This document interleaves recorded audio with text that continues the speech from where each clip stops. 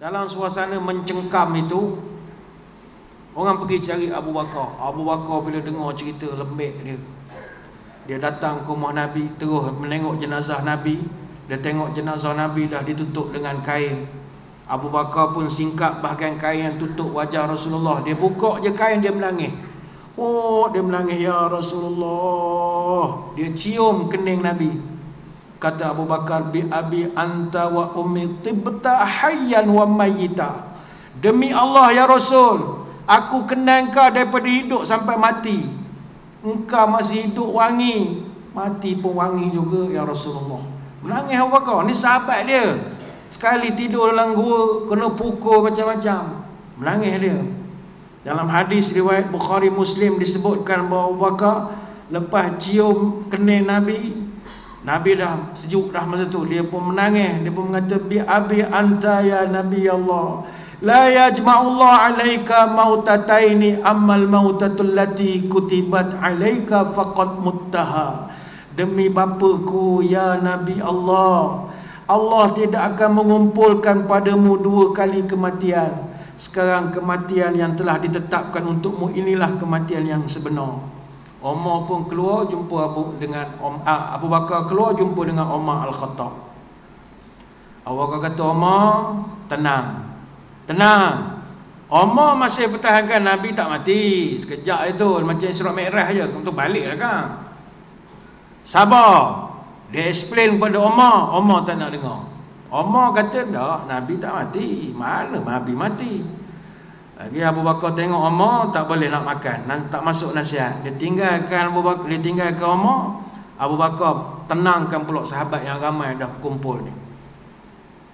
Dalam riwayat menyebut Abu Bakar mula-mula dia mengucap syahadah, asyhadu an la ilaha illallah sampai habis. Kemudian kata Abu Bakar, amma ba'du, faman kana minkum ya'budu Muhammadan sallallahu alaihi wasallam, fa inna Muhammadan sallallahu alaihi wasallam qad mata. Wa man kana ya'budullah fa innallaha hayyun la yamut. Amma ba'du, ingatlah, siapa menyembah Muhammad, Muhammad dah mati. Siapa sembah Allah, Allah Maha hidup dan takkan mati sampai bila-bila.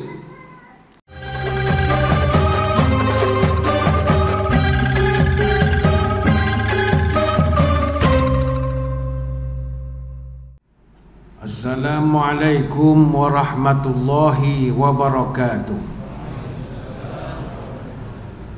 Bismillahilladzi la yadurru ma'asmihi syai'un fil ardi wala fis sama' wa huwas sami'ul alim. Alhamdulillahi hamdan katsiran tayyiban mubarakan fihi kama yanbaghi li jalali wajhikal karim wa li 'azimi sultanik. Allahumma salli ala sayyidina Muhammadin abdika wa rasulika nabiyil ummi wa ala alihi wa sahbihi wa sallim. Nawaitu ta'alluma wa ta'lim wa tazakkura wa tazkir wa naf'a wal intifa' wal ifadah wal istifadah wal hatha ala tamassuki bi kitabillah wa sunnati rasulih wa du'a ilal huda wa dalalah alal khair ibtigha'a wajhillah wa mardatihi wa qurbihi wa sawabihi. Allahumma inna nas'aluka fahman nabiyyin wa hifzal mursalin wa ilhamal malaikatil muqarrabin. Ya Allah, kami mohon padamu kefahaman para nabi, daya hafalan para rasul, ilham para malaikat muqarrabin. Allahumma aghnina bil ilmi wa zayyinna bil hilmi wa akrimna bit taqwa wa jamilna bil afiyah. Ya Allah, kayakan kami dengan ilmu-Mu, hiasilah kami dengan kelembutan, muliakan kami dengan takwa, cantikkan kami dengan sihat wal afiat. Terima kasih Yang Berusaha Al-Fadhil, Tuan Pengacara Majlis. Yang saya hormati para pegawai, ahli jawatan kuasa dan sukarelawan Masjid Jami' Cukai Kemaman. Seterusnya tuan-tuan guru, para alim ulama, para habaib, muslimin muslimat hadratul mukarramin. Maaf jika tidak disebut nama kesemuanya. Mana hak besar kok tak diimbau gelar, yang datuk dengan pangkatnya, yang alim dengan ilmunya, yang penghulu dengan hulunya. Moga sekaliannya sejahtera dalam limpahan rahmah dan barakah. Saya dahului dengan penyataan tahmid kesyukuran atas pertemuan pada malam ini, dan seterusnya dapat kembali bertatap muka di masjid yang begitu indah ini, yang kali terakhir saya ingat dalam 7-8 tahun yang lalu. Dan masjid ini sentiasa mengimbau kenangan saya secara peribadi, kerana dulu cerita dululah nasi dagang dia sedap. Dululah ni tak tahulah ada lagi kedok. Lama dah. Hadirin hadirat sekalian, malam ni saya diminta menyampaikan satu tajuk bersempena dengan memperingati ulang tahun keputeraan Rasulullah sallallahu alaihi wasallam. Tajuk ni saya ingat tak pernah mana-mana masjid suruh buat tajuk ni sempena Maulidur Rasul, iaitu bincang tentang kewafatan Rasulullah sallallahu alaihi wasallam. Kenapa masjid lain tak buat bincang kewafatan? Wafat ni habis, mati, tak ada apa, mati tak ada apa. Tapi saya kira menarik juga untuk kita sekali-sekala membayangkan macam manakah sahabat-sahabat para salafus soleh berhadapan dengan suasana kewafatan Nabi sallallahu alaihi wasallam. Cerita tentang wafat Nabi ini banyak dirakamkan di dalam hadis-hadis sahih.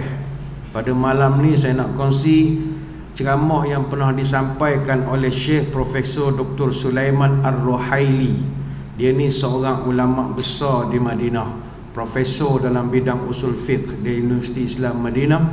Dia juga tenaga pengajar di Masjid Nabawi dan merupakan imam dan khatib di Masjid Quba Madinah. Dia pernah sampaikan satu ceramah tajuk Wafatan Nabi, dan ceramah ini banyak diterjemahkan. Dia ceramah tahun 2014, tapi banyak dah diterjemahkan dalam bahasa kita pun ada. Yang saya petik ni daripada majalah As-Sunnah edisi yang keempat tahun 2015 yang diterbitkan oleh Yayasan Lajnah Istiqamah Surakarta di Jawa Tengah, Indonesia. Dan dalam ceramahnya kata Syekh Profesor Dr. Sulaiman Ar-Ruhaili, apa yang dia sampaikan dari mula sampai habis ceramah adalah bersumber daripada riwayat yang sahih. Tidak ada satu pun hak dia petik daripada riwayat yang dhaif, hak lemah, apatah lagi palsu. Jadi mudah-mudahan bicara kita malam ni ada keberkatan, mudah-mudahan. Hadirin hadirat sekalian, malam ni kita nak membahas dan berbicara tentang kematian yang orang yang bukan biasa-biasa. Kita membicarakan kematian kekasih kita, imam kita, pembimbing kita, pautan kita, contoh teladan kita, jantung hati kita, iaitu Muhammad bin Abdullah sallallahu alaihi wasallam. Bagaimana mungkin seseorang yang mencintai orang itu berbicara tentang kematian orang itu? Sudah pasti bergetarlah hatinya. Sebagaimana mungkin kita nak sekali-sekala bercerita kenangan kematian orang-orang yang kita sayang. Kita cerita kematian ayah kita, mak kita, isteri kita, suami kita, anak kita, adik-beradik kita, sahabat kita. Itu pun kita jadi sebab. Walaupun bos dah meninggal lama dah. Bos meninggal 15 tahun dah, 20 tahun. Tapi bila duduk 2-3 orang cerita dengan adik-beradik, sebab semula walaupun benda tu dah lama. Maka apatah lagi kita nak membicara berkenaan orang yang paling kita cinta di antara seluruh manusia di muka bumi ini, iaitu Rasulullah sallallahu alaihi wasallam. Seperti yang kita maklum, Nabi ni kalau dia wafat, itu petanda awal dunia nak kiamat. Itu besarnya wafat Nabi ni. Kata Auf bin Malik radhiyallahu anhu, Nabi pernah menyebut, "U'dud sittan baina yaday sa'ah mauti." Kata Nabi, ingatlah wahai Auf, ada 6 tanda sebelum datang kiamat. Nabi ceritakan semuanya lah. Salah satunya kata Nabi adalah kematianku. Hadis dalam Sahih Al-Bukhari, Kitab Al-Jizyah wa Mu'adah, bab ma yuhzaru minal ghadar. Kenapakah disebutkan kewafatan Nabi menjadi tanda kiamat yang paling awal sekali? Sebab lepas Nabi wafat, musibah telah datang satu persatu. Dia tuan-tuan, dunia ketika Nabi wafat gelap seketika. Bukan gelap, blackout, tak ada panduan hidup. Anas bin Malik radhiyallahu anhu membayangkan kesedihan, lamma kana al-yaumul ladzi dakhala fihi Rasulullah Madinata adha'a minha kullu syai'. Kami masih terbayang-bayang ketika Nabi masuk ke kota Madinah. Madinah jadi bercahaya. terang Madinah, barakah Nabi ni. Sebelum tu malam Nabi mari terang. Falamma kana al-yaumul ladzi mata fihi azlama minha kulli syai'. Tapi bila Nabi wafat, Madinah berasa gelap. Wa ma nafatna an Rasulillah aidi wa inna la fi dafnihi hatta ankarna qulubana. Dan kami tidak henti-henti menepuk-nepuk muka kami, kata ya ke ni, ke mimpi ni. Kami hatta angkarna qulubana, kami mengingkari hati kami sendiri. Ya ke? Ya dah. Mati sungguh ke Nabi ni dia raib je. Macam Buya kan raib tak mati. Buya raib tak mati. Adakah Nabi raib barangkali serupa Nabi Musa ni, kabat bukit 40 hari nanti diturun semula. Ada hak begitu. Takkan Nabi mati. Ni riwayat Tirmizi. Sebab itu kata ulama, para sahabat tidak lagi bahagia seperti dulu bila Nabi dah tak ada. Maka terkenalah kisah bagaimana Bilal bin Rabah, lepas Nabi wafat dia tak azan lagi dah tuan-tuan. Bukan kerana dia jadi artis ke, tak. Dia tak tergamak dah nak menyebut. Dia kenangan tu begitu kuat.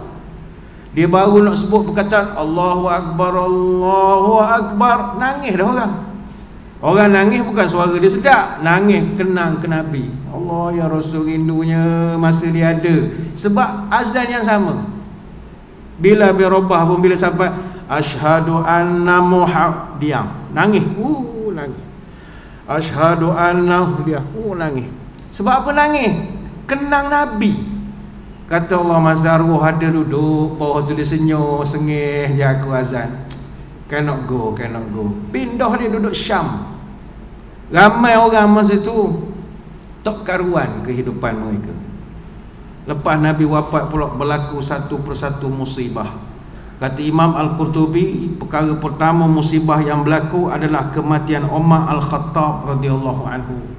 Kemudian begitu ramainya orang-orang Arab yang murtad ketika itu, sehingga kata Abu Bakar As-Siddiq radhiyallahu anhu, faltahdusanna hawadithun min ba'dihi tughna bihinna jawaihun wa sudur. Maka sesungguhnya akan terjadi banyak peristiwa lepas Nabi wafat yang menyibukkan fikiranku dan meletihkan aku, kata Abu Bakar. Dok aku nak layan hak ni ngaku jadi Nabi, hak ni ngaku jadi Abu Ya, hak ni ngaku jadi Imam Mahdi. Pening aku. Pas seorang.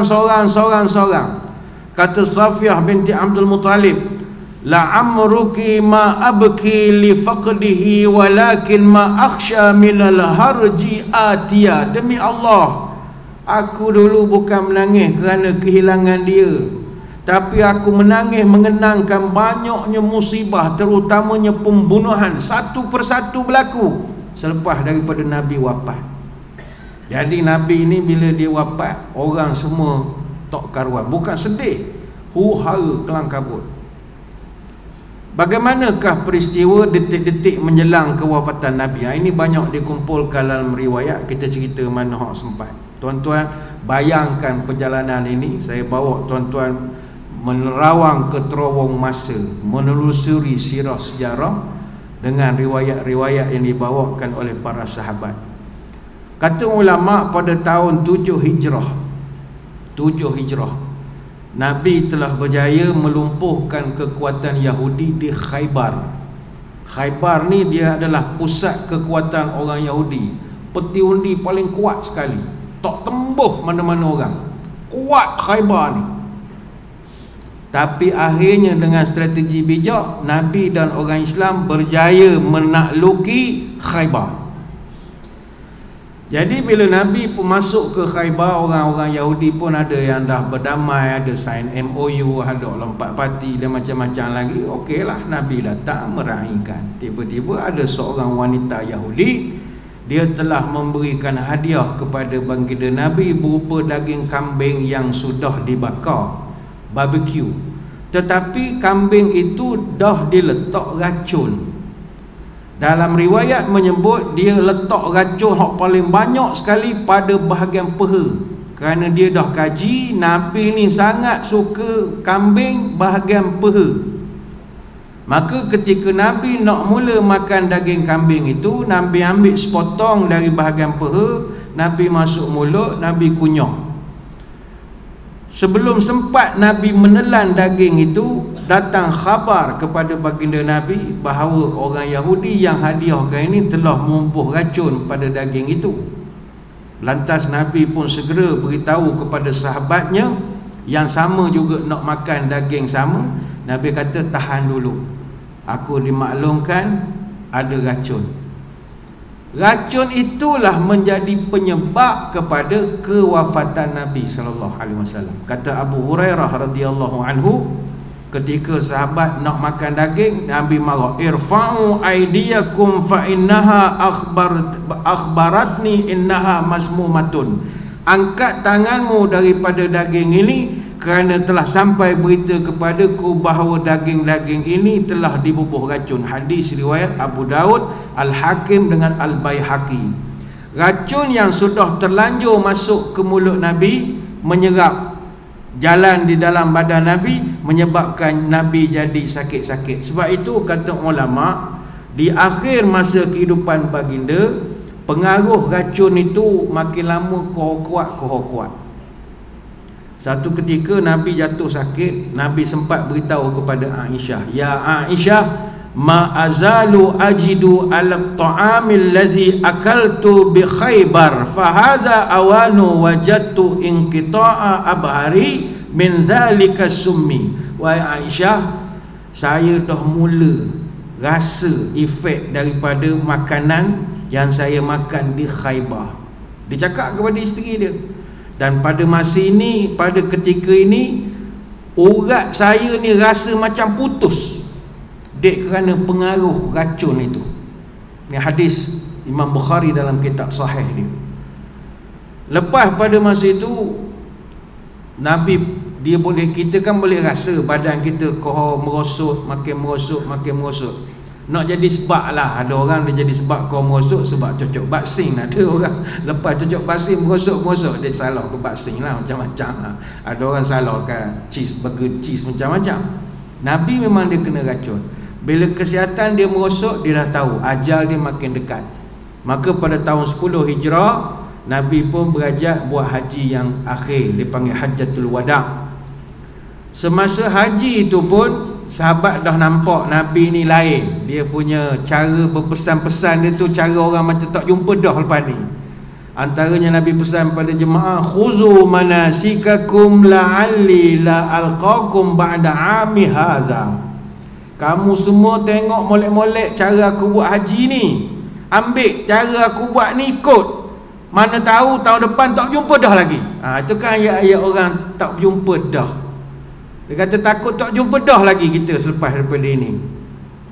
Bila Nabi cakap begitu, turun ayat Quran, Iza ja'a nasrullahi wal fath wa ra'aitan nasa yadkhuluna fi dinillahi afwaja fasabbih bihamdi rabbika wastaghfir innahu kana tawwaba. Bila turun ayat ni, Nabi selepas daripada itu, setiap kali dia rukuk dan dia sujud, dia akan baca subhanakallahumma wa bihamdika Allahumma ighfirli. Dia makin banyak dah beristighfar, bertasbih.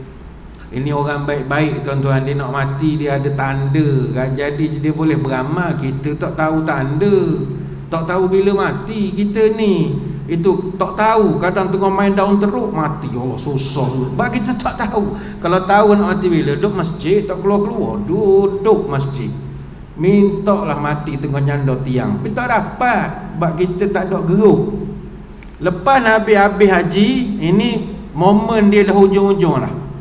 Lepas dia habis haji, Nabi balik semula ke Madinah, dan dia tak pernah keluar selepas daripada itu. Sampai di Madinah, kata sahabat, kami dah nampak dah dia kerak ziarah kubur. Itu kan macam gaya-gaya tu ada dah. Nabi kerak ziarah kubur sekitar bulan Safar ataupun awal Rabiul Awal. Nabi ajak sahabat pergi ziarah makam sahabat yang gugur dalam perang Uhud, makam syuhada di Uhud lah, dekat Jabal Uhud. Nabi pergi ke situ, Kemudian sahabat kata Nabi juga ada masa dia pergi ziarah ke makam Baqi' Al-Gharqad. Ziarah tengah malam, ramai dia teringat agaknya. Dan Nabi pun berdoa mohonkan ampun untuk sahabatnya yang dikebumikan di Baqi'. Jadi sahabat dah mula merasakan ziarah Nabi ni seakan-akan macam Nabi nak memberitahu kepada sahabat-sahabat dia yang dah mati, kita jumpa tak lama lagi ni, tak lama lagi kita jumpa lah, boleh borak banyak lagi ni. Seolah-olah begitu. Banyak, tunggulah tak lama dah ni, seolah-olah begitu. Dan selepas daripada itu kata sahabat-sahabat, Nabi dah mula pening-pening, sakit pening. Nabi penenyuk kepala. Satu hari Nabi balik daripada makam perkuburan Baqi'. Nabi sampai di rumah, dalam riwayat sebut Aisyah radhiyallahu anha tengah pening kepala, ngak kepala. Kemudian Nabi tanya, "Buat apa? Sakit kepala ya Rasul." Kemudian Aisyah kata, Nabi pun cakap pada dia, "Saya pun tengah sakit kepala ni, ngak." Bermula daripada itulah tak berhenti peningnya. Bermula sejak dia balik-balik kubur ini. Dan sejak daripada itu kata Aisyah, Nabi merosot kesihatan, jatuh sakit, merosot. Dalam keadaan dia sakit itu, Nabi sebagai suami yang ada beberapa orang isteri, dia tetap kena adil. Dalam keadaan sakit, dia tetap gilirkan rumah isteri-isteri dia, satu rumah ke satu rumah. Dan setiap kali dia sampai rumah mana rumah isteri, dia tanya, "Esok saya giliran rumah siapa?" "Rumah ni." "Oh okey." Gilah orang bawa. "Esok saya rumah siapa?" Lepas itu ada setengah ulama kata Nabi tanya begitu sebab tak sabar tunggu giliran rumah Aisyah. Sebab ada yang mengatakan bila tiba giliran tidur di rumah Aisyah, mereka nampak Nabi ni lebih tenang. Barangkali Aisyah pandai merawat, ngurus, picit-picit. Wallahualam, tidak dinyatakan secara jelas. Kemudian sakit Nabi ni makin hari makin parah, makin berat. Tapi Nabi masih lagi menggilir-gilirkan giliran isteri, rumah ni, esok rumah isteri lain. Dalam satu riwayat menyebut Nabi sedang duduk di rumah Maimunah radhiyallahu anha, salah seorang isteri dia. Masa dia duduk rumah Maimunah, sakit dia menjadi lebih teruk lagi. Ketika itu dia pun minta izin pada semua isteri dia, boleh tak hantar saya rumah Aisyah. Ini kalau orang tua kan, dia duduk hospital, dia berasa nak mati, dia tak nak mati hospital, dia nak mati di rumah. "Doktor, saya nak balik ya doktor, rasa nak mati dia ni." Doktor pun cek, "Oh ya, berapa jam ni mati ni." Doktor dia ada ilmu dia juga. Luluh balik discharge. Ada orang tua hak geruh hati dia kuat. Kita tak tahu, kita tak ngamal benda-benda begitu. Mati tak mana-mana, kita esok tak tahu. Orang tua dia tahu. Jadi Nabi kata, "Aku nak balik rumah Aisyah, hantar aku rumah Aisyah." Jadi Nabi keluar dari rumah Maimunah tu dalam keadaan lemah. Nabi dah tak mampu berjalan. Dalam riwayat menyebut Nabi dipimpin oleh dua sahabat, Ibnu Abbas dan Ali bin Abi Talib, dipapah untuk bawa ke rumah Aisyah. Jadi bila Nabi sampai di rumah Aisyah, ada beberapa permintaan yang Nabi buat. Dan benda ni berlaku 5 hari sebelum Nabi wafat. Pertama sekali Nabi minta buku, pelik, dia minta buku pada hari Khamis. Disebut dalam riwayat hari Khamis 5 hari sebelum Nabi wafat. Nabi punya sakit makin berat. Dalam keadaan begitu, orang pun ramai ziarah. Nabi pesan kepada orang yang berada dekat dengan dia, "Carikan saya buku ataupun kertas, tak kiralah hak boleh menulis. Saya nak minta siapa-siapa tolong tuliskan satu wasiat, satu tulisan yang saya jamin kamu tak akan sesat selama kamu berpegang teguh dengan tulisan ini." Macam nak bagi nasihat lah. Jadi para sahabat ni pula, bila Nabi cakap begitu, macam-macam tafsiran pula. Ilah Allah, ni bahasa jenis orang suka bincangan politik kedai kopi lah. Orang suruh ambil buku, ambil je lah. Macam-macam tafsir, macam-macam takwil. Oh agaknya Nabi ni dia nak suruh begini. Ada ke Nabi ni pandai ke menulis? Dia kata sekolah. Lantak bukan masalah mu. Nabi suruh cari buku, pergi je lah cari. Jadi bercakap. Dalam perdebatan dan perselisihan itu, Nabi tegur, "Da'uni fallazi ana fihi khair." Jangan kelahi, bebaskan diri kamu dari perselisihan. Apa yang ada pada aku ni lebih molek daripada ada hak pada kamu. Sudahlah, tamu sudah. Usikum bisalasin. Cakap bagi arahan lisan sajalah, tak payah tulis je lah. Aku wasiat pada kamu 3 perkara. Akhrijul musyrikina min jaziratil Arab. Pertama, keluarkan segala orang syirik daripada tanah Arab. Jangan benarkan dia jejak Mekah Madinah. Jadi sampai sekarang tak boleh masuk, tuan-tuan. Wasiat aku hak pertama. Yang kedua, wa ajizul wafda binahwi ma kunta ajizuhum bihi. Dan yang kedua, terima dan perlakulah utusan-utusan duta itu dengan cara yang terbaik. Maknanya diplomat, tak boleh kita serang bom kat dia, bunuh duta, tak boleh. Orang tak mengaji je pergi serang kedutaan Israel, mana boleh. Kedutaan Amerika orang tak serang. Itu bukan cara agama. Kedutaan tak boleh usik. Dia ada dia punya immunity dia. Bukan immunity PBB bagi, tak. Nabi, ni prinsip dia. Duta jangan usik. Dia wakil kan. Awak nak pukul buat apa? Lepas tu pejuang Islam sekalipun, kalau dia bunuh duta, tak mengaji ya. Tak usrah lah orang itu. Tak boleh bunuh duta. Nabi marah. Qala wa sakata anis salisa au qala fa unsituha. Perawi hadis ini iaitu Ibnu Abbas, dia kata masa tu sahabat ramai. Nabi kata nak bagi wasiat 3 perkara. Kami sempat ingat 2. Nak masuk hak ketiga tak dengar dah. Hak ni bercakap, hak ni bercakap. Jadi kami pun tak tahu Nabi pesan benda hak ketiga. Baik tu jangan bising bangau. Hadis riwayat Muslim. Orang bercakap, dia bercakap. Orang bercakap, dia bercakap. Dia sibuk nak menafsir benda tu. Patut diam saja. Yalah, mungkin orang semua sayang ke Nabi, tak nak Nabi cakap ke, jangan bangun sangat ke. Mungkin, wallahu a'lam.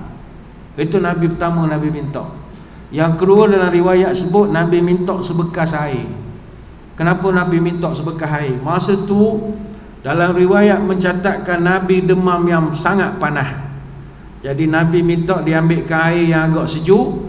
Dia ambil sebanyak 7 kirbah. Kirbah ni bekas air yang buat daripada kulit yang disamak. Makna 7, hampir 7 beldi lah air Nabi minta. Kemudian diambilkan air tu, Nabi minta jiruhkan ke badan dia, demah-demahkan sikit, buah kain basuh bubuh. Kenapa Nabi minta? Panas sangat.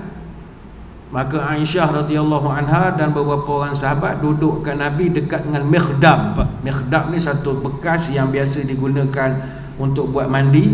Bekas mikhdab tu milik Hafsah radhiyallahu anha. Dan Aisyah pun siramlah suami dia dengan air itu. Baginda dalam keadaan duduk. Kemudian bila dah agak sejuk sikit, baru Nabi kata okey, cukuplah. Mana nak tunjuk panas sangat masa tu, panas, demam. Lepas Nabi disiram oleh air, dengan air itu, Nabi pun dibawa berjumpa dengan sahabat. Sahabat ni luar rumah penuh dah. Sebab bila dengar Nabi makin merosok-merosok, orang susah hati, orang sayang ke dia kan, nak tahu apa perkembangan, bawa berjumpa dengan sahabat. Masa tu sebab Nabi demam, kepala dia diikat. Dalam riwayat sebut kepala diikat ada kain hak basah. Nabi pun dibawa lah duduk, keluar daripada rumah Aisyah tu, pergi ke mimbar Masjid Nabawi. Tuan-tuan boleh bayanglah, antara makam tu rumah Aisyah lah. Pergi ke mimbar. Sampai di situ Nabi duduk, sebab orang dah nunggu ramai. Dalam riwayat daripada Ibn Mas'ud radhiyallahu an, Nabi dalam keadaan tak sihat, demam, dia pun menyampaikan satu ceramah di antara akhir. Ada Nabi, dia ada ceramah di antara akhir juga. Ini ada ceramah di antara akhir. Mula kata Ibn Mas'ud, dipuji Allah apa semua. Kemudian kata Nabi, innallaha khayyara 'abdan baina dunya wa baina ma 'indahu faqtara dzalikal 'abdu ma 'indallahi. Kata Nabi, sesungguhnya Allah telah memberi pilihan kepada hamba-Nya untuk memilih satu antara dua. Pertama, memilih dunia ini, atau yang kedua, memilih apa yang ada di sisi Allah. Lalu hamba tersebut memilih apa yang ada di sisi Allah. Hadis riwayat Imam Bukhari. Ucapan Nabi ni orang semua dengar, hak nangis seorang je, Abu Bakar As-Siddiq radhiyallahu anhu. Abu Bakar jerit, nangis, ya Rasulullah, kami sanggup tebuh ayah kami dengan mak kami, ya Rasulullah. Abu Sa'id Al-Khudri kata, kami tercengang. Buat apa pula Abu Bakar menangis pula ni? Sampai ada yang kata, mana Abu Bakar dia faham kod lain. Nabi tu ayat dia direct je, nak beritahu Allah beri pilihan kepada seorang hamba memilih dunia ataupun memilih apa yang ada di sisi Allah. Maka orang tu memilih apa yang di sisi Allah. Apa masalahnya statement Nabi?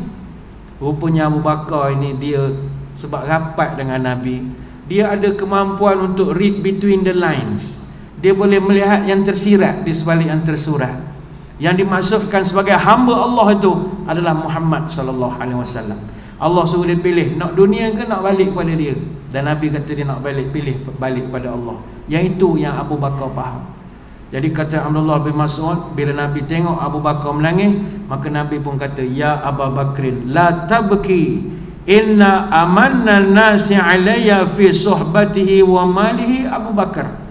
Hei Abu Bakar, jangan nangis.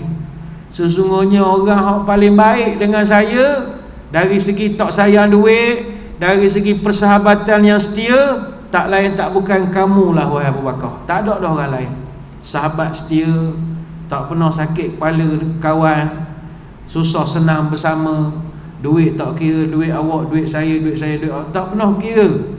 Walau kuntu muttakhizan khalilan min ummati latakhaztu Abu Bakrin walakin akhuwatul islami wa mawaddatuh. Kalaulah saya boleh ambil seorang daripada umat saya menjadi kekasih, nescaya tentulah saya melantik Abu Bakar menjadi kekasih saya. Tetapi kita semua adalah bersaudara dalam Islam dan kita saling berkasih sayang. La yabqayanna fil masjidi babun illa suddun illa babin Abi Bakrin. Sesungguhnya semua pintu masjid kebaikan dah ditutup kecuali pintu Abu Bakar As-Siddiq. Ini hadis riwayat Imam Bukhari. Abu Bakar je faham. Ada satu riwayat daripada Haris An-Najrani radhiyallahu anhu. Lepas Nabi ucapkan hadis itu, Nabi sempurnakan pidato dia. Nabi mengatakan, ala wa inna man kana qablakum kanu yattakhizuna kuburu anbiya'ihim wa salihim masajida fala tattakhizul kubura masajida. Ketahuilah, orang-orang umat dulu, mereka telah menjadikan kubur para nabi, kubur orang-orang soleh menjadi sebahagian daripada masjid. Jangan kamu jadikan kubur-kubur sebagai masjid. Ini hadis riwayat Muslim. Nabi juga pesan sebagaimana kata Abdullah bin Abbas pula yang mendengar, ayuhan nas fa innan nasu yakthuruna wa yaqil al-ansar hatta yakunu fil nasi bimanzilatil milh fit ta'am. Wahai manusia, sesungguhnya manusia akan bertambah ramai dari hari ke hari, tetapi orang Ansar makin lama kurang, sehingga orang Ansar ini akan ditegah oleh manusia ibarat garam dalam makanan. Faman waliya minkum syai'an yadurru fihi qauman wa yanfa'u fihi akharina falyaqbal min mahsinihim wa yatajawaz an masiihim. Barang siapa diberikan amanah di antara kamu untuk memimpin kepada satu-satu bangsa, janganlah membawa sesuatu yang mudaratkan, dan berilah kepadanya sesuatu yang bermanfaat kepada apa yang kamu pimpin. Habis Nabi ucap ni, kata sahabat, Nabi turun dari mimbar, dan itulah ceramah Nabi terakhir. Public speaking dia yang terakhir di hadapan sahabat. Nabi pun turun, balik ke rumah, masuk ke rumah. Maka ada satu riwayat pula cerita tentang Fatimah, anak anda Nabi. Jadi bila Nabi dah balik ke rumah, sebab semua tengok Nabi ni macam payah nak baik dah ni, merosot sangat. Jadi isteri-isteri Nabi pun berkumpul lah dekat dengan Nabi. Tak ada seorang pun balik ke rumah sendiri-sendiri. Semua makna duduk rumah Aisyah jugalah. Apa-apa nak jadi duduk semua ada situ. Kemudian datang Fatimah radhiyallahu anha, anak anda Nabi, anak tunggal Nabi. Kenapa anak tunggal? Dialah satu-satunya anak Nabi yang masih hidup. Nabi ni ada anak ramai, 7. Semua meninggal masa Nabi hidup, kecuali Fatimah. Anak Nabi hak sulung nama Zainab mati. Dia meninggal masa tu dia meninggal tahun 8 Hijrah di Madinah, tak ada dengan Nabi. Anak Nabi yang kedua Qasim, lelaki, meninggal kecil, umur tak sampai setahun. Anak yang ketiga nama Ruqayyah, Ni juga meninggal muda, meninggal tahun 2 Hijrah, umur baru 24 tahun, isteri kepada Osman. Kemudian anak Nabi yang keempat nama Ummu Kalsum. Ummu Kalsum ni juga meninggal masa muda, tahun 9 Hijrah, umur 28 tahun. Jadi Ummu Kalsum ni salin tiga lah. Dia dengan Osman tu kan dapat kahwin 2 anak Nabi, Ruqayyah dengan Ummu Kalsum. Kemudian anak yang kelima Fatimah Az-Zahra. Fatimah Az-Zahra satu-satunya anak yang masih hidup lepas Nabi wafat. Fatimah Az-Zahra dia meninggal 6 bulan lepas Nabi wafat. Dan anak Nabi yang ke-6 Abdullah meninggal kecil juga. Anak yang ke-7 Ibrahim, anak kecil, lahir meninggal kecil juga. Jadi Nabi anak dia seorang je lah hak masih hidup lagi. Jadi dalam riwayat sebut Fatimah datang jalan kaki nak jumpa dengan ayah dia. Kata para sahabat, kami tengok Fatimah cara berjalan sebiji cara Nabi berjalan. Siapa nak tengok macam mana cara Nabi berjalan, tengok Fatimah berjalan. Sahabat pun kata. Bila sahabat Nabi diberitahu Fatimah nak datang, Nabi hok tengok sakit ni jadi macam sehat sikit.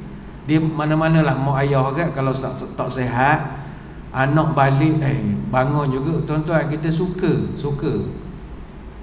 cucu lagi lah kita suka dia balik. Jadi bila Nabi nampak Fatimah datang, marhaban, marhaban, wahai ananda, selamat datang, marhaban.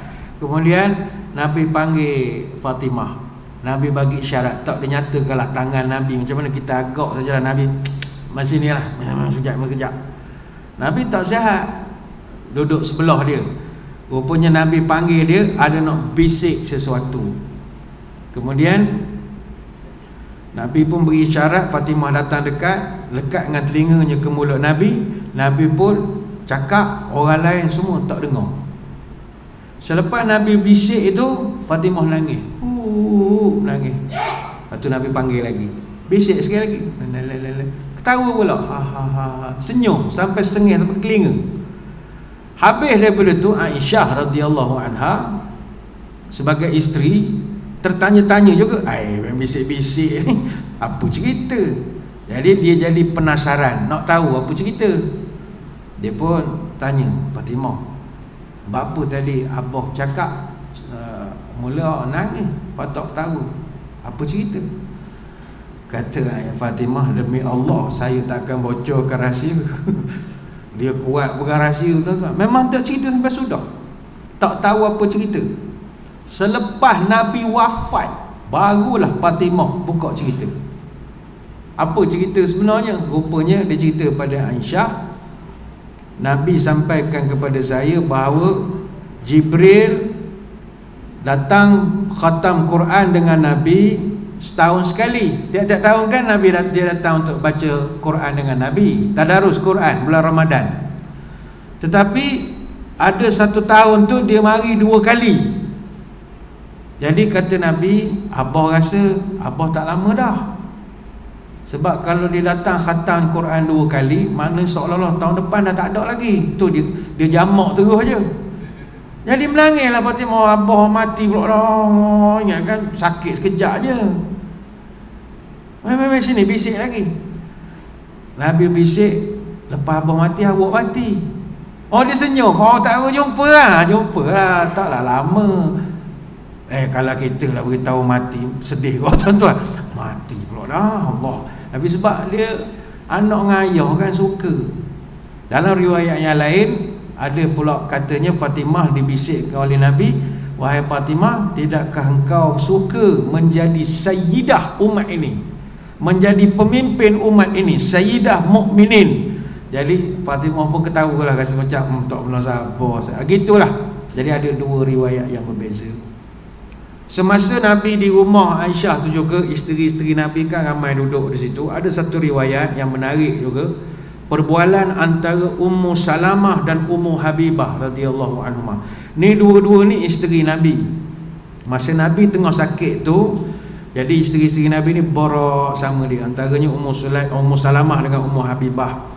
Dia cerita apa yang mereka pernah lalui pengalaman semasa hijrah ke Habsyah, masa mula-mula hijrah dulu. Jadi mereka cerita masa di Habsyah, Ethiopia, dia orang jumpa satu gereja penuh dengan gambar-gambar. Dia porok lah, Nabi ni baring gitu je. Rupanya Nabi dalam sakit-sakit telinga dengar juga rupanya. Dengar cerita-cerita pasal gereja ada gambar apa semua. Mendengar Nabi tu dalam keadaan sakit, Nabi meninggikan suaranya, inna ulaika idza kana fihim ar-rajulu salih famata banau ala qabri masjidah wa sawwaruhu fi tilka as-suwar ulaika syiraru khalqi indallah azza wa jal yaumal qiyamah. Sesungguhnya mereka itu, kalau ada orang soleh yang meninggal, perangai dia suka bangunkan bangunan masjid atas kubur orang soleh itu. Kemudian dia buat pula gambar-gambar di sana. Itulah seburuk-buruk perangai manusia di hadapan Allah. Ni hadis riwayat Bukhari daripada Aisyah radhiyallahu anha. Lepas itu tuan-tuan, kalau ayah meninggal, mak meninggal lah mana pula. Tapi janganlah kubur dia tu la ilaha illallah. Kita buat macam museum pula kubur, tak boleh. Siap ada gambar ayah gini pakai serban, tak payahlah siap gambar. Tak boleh, mati-mati lah. Tak boleh, Nabi tak kenan. Tapi orang kita tak buat. Mana ada kubur sebelah, mana ada gambar, tak tahu siapa pun. Jadi kita tak buat. Mudah-mudahan kekal lah begitu. Kita orang Melayu kalau meninggal, orang mari ke rumah, orang gambar-gambar arwah di dinding tu turun habis. Punya jaga kita lah.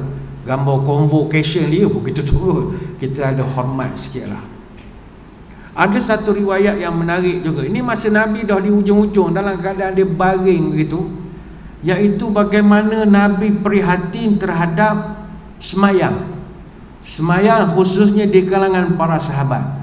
Dalam keadaan Nabi yang sakit, yang agak kerah, Nabi tak dapat nak berdiri cara molek. Tapi dalam masa yang sama, Nabi masih lagi cakna tentang disiplin para sahabat nak semayang. Dalam satu riwayat kata Aisyah radhiyallahu anha, satu hari Nabi beritahu dia berasa nak mandi. Dia nak mandi. Jadi kami pun buatlah apa yang diminta oleh Nabi. Dia minta air dalam satu bekas. Orang sakit kendak, kita ikut je lah. Dia nak air, dia nak kain basahan apa semua. Okey, tanya mandi nak pergi mana? Dia jawab nak pergi masjid, nak semayang masjid. Yalah Nabi kan. Dia semayang di masjid. Okey lah, siapkanlah dia berdiri nak semayang. Ketika disiapkan itu, tiba-tiba jatuh, pengsan. Nabi tak kuat, dah tak boleh dah nak bangun, pusing mata, pengsan. Kemudian dia bangun lagi. Bila dia bangun, kata Aisyah, bila dia sedar, soalan pertama dia tanya, usallan nas? Faqalu la, hum yantanzirunaka ya Rasulullah. Maka ketika itu Nabi ni bila dia sedar balik, soalan pertama dia tanya, orang-orang semayang tak lagi? Sebab tadi dia bersiap nak pergi semayang, sebab dia berasa orang tunggu dia. Orang-orang tu semayang tak lagi? Sahabat jawab, tak lagi ya Rasul. Apa tak lagi ya? Tunggu Tuhan jadi imam lah. Maka kata Nabi, da'u lima'an fil mikhdabi. Ambil air, letakkan di makhdab. Makhdab ni tempat air untuk nak mandi, nak apa. Sahabat buat 3 kali cuba, Nabi tak larat. Tak larat, memang tak larat betul. Setelah berusaha dan Nabi tak mampu juga nak bangun macam biasa nak pergi masjid, Nabi akhirnya suruh orang-orang yang ada sekitar dia arahkan kepada Abu Bakar jadi imam. Masa tu nak sembahyang isyak, Nabi arahkan kepada Abu Bakar. Bila Aisyah radhiyallahu anha dengar Nabi sebut nama Abu Bakar, Aisyah bagi pandangan, ya Rasul, inna Abu Bakrin rajulun raqiqun wa idza qara'al Qur'an la yamliku dam'ahu falau amarta ghaira Abi Bakrin. Aisyah ni dia boleh bercakap sebab Abu Bakar tu ayah dia. Dia berhak untuk nak bagi pandangan. Dia kata, ya Rasul, boleh tak cari orang lain jadi imam? Saya berpandangan Abu Bakar ayah saya ni tak sesuai jadi imam. Sebab dia ni rajulun raqiqun. Dia seorang hati tisu, hati dia sensitif, mudah sangat nangis. Dia kalau baca Quran, wa idza qara'al Quran la yamliku dam'ahu, kalau baca Quran air mata bercucuran. Takut kan dia semayang jadi imam, ingat ke Nabi, nangis 4 rakaat. Ya Rasulullah, tak payahlah ya Rasul, cari orang lain lah. Boleh tak suruh selain Abu Bakar? Maka kata Aisyah, wallahi ma bi illa karahiyatu an yatasha'ama an-nas bi awwala ma yaquma fi maqami Rasulillah. Saya juga ya Rasulullah, demi Allah, saya khawatir orang akan protes siapa-siapa hok ganti Nabi ni. Saya tak sanggup mendengar orang protes. Tuan-tuan ingat, senang ganti orang hebat. Masjid contoh, katalah nak dalam jadual iklan penceramah Ustaz Azhar Idra contoh. Sekali Ustaz Azhar last minute tak mari ganti dengan ustaz lain. Ustaz lain tu pula bukan ustaz TV, ustaz CCTV yang orang tak kenal. Apa jadi pada majlis? Orang akan marah. Sebab orang expectation dia tinggi. Mana kalau nak ganti pun cari hak at par lah dengan Azhar Idra. Jadi benda-benda begitulah. Kata Aisyah, kalau hantar Abu Bakar ni, orang dah biasa beriman dengan Nabi, takkan tak sesuai ya Rasul. Ada lagi sahabat lain yang pernah ganti jadi imam. Abdullah bin Umi Maktum pernah jadi imam. Tapi Nabi tegah dalam sakit-sakit, muru Abu Bakrin falyusalli bin nas. Nabi kata, arahkan Abu Bakar semayam bersama sahabat, mesti jadi imam. Aisyah ulang benda yang sama, Nabi jawab benda yang sama, muru Abu Bakrin falyusalli bin nas. Tak ada suruh Abu Bakar, ini keputusan aku. Jadi tidak betul lah kalau orang Syiah ni Syiah, kalau ada sini Syiah minta maaf ya, tak betul lah orang Syiah akan bawa Abu Bakar memandai-mandai ke depan, mempromosi diri dia. Tak betul, fitnah. Abu Bakar bukan pesen begitu. Dia sebenarnya yang merampas tahta imam tu. Jangan cakap begitu, Abu Bakar ni orang baik.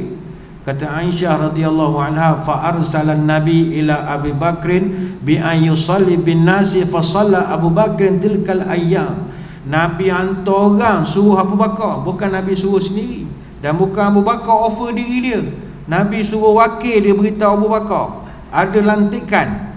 Dan dalam riwayat disebut, maka menjadi imamlah Abu Bakar itu pada hari-hari selepas itu. Hadis Bukhari dan Muslim. Bila Abu Bakar dah jadi imam, dalam riwayat sebut Nabi dah sihat sikit. Nabi dah ada macam lega. Ada pelapis. Lega tu kalau ada pelapis ni, kita paling susah hati tak ada pelapis. Pelapis ni penting. Baik tu kita di masjid, kalau jadi imam bagus, bilal bagus, pengusi bagus, jangan sok sendiri. Kerana kita tak selama-lamanya menongkat langit. Sampai masa kita sakit, kita mati, kena tak buat succession plan, hancur masjid kita, tak ada pelapis. Baik tu kadang orang-orang yang tak reti-reti pencen ni, kita pun marah juga. Tanya, buat apa tak nak pencen? Awak dah lepas sambung-sambung. Ni contoh. Kata, saya bukan tak nak berhenti ustaz, saya tengok dekat tempat saya ni tak ada pelapis yang boleh. Awak tak latih, memanglah gitu. Tak buat succession plan.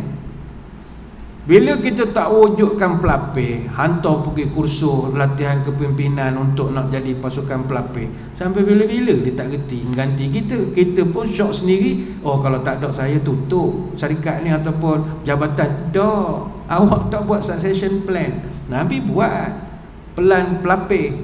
Jadi bila dia tengok Abu Bakar boleh bawa, sahabat pun okey, tak ada cakap-cakap belakang, semua lulus lah. Jadi Nabi pun ada sikit rasa ringan, sikit penyakit dia.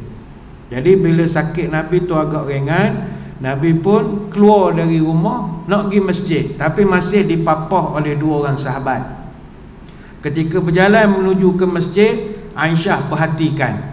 Kata Aisyah dalam riwayat daripada Imam Bukhari, ka'anni anzur rijlaihi takhuttanil arda minal wajah.